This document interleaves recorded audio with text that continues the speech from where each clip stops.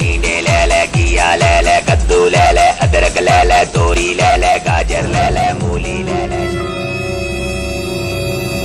आप rate list किधर डाले? रेट लिस्ट आज आई ये कंडा बराबर करो ना। ना बराबर है साहब। किधर बराबर है ना, अंदर स्टिकर लगे हैं। और रेट लिस्ट का स्टिकर कल आ वैसे आज याद नहीं रहा। कल था, कल करो। कल इंशाल्लाह जरूर आ वैसे। आज जुर्माना पूरा करो, 5000 जुर्माना। मेहरबानी करो जी, 5000 रुपया तो ज्यादा मजदूर गलती कहंदी, गलती देखो ना, स्टिकर लाया ना। गलती ते मेहरबानी करो। नहीं नहीं, जुर्माना पूरा करो, जल्दी करो। जुर्माना 5000 5000 है सार की बड़ा बड़ा 5000।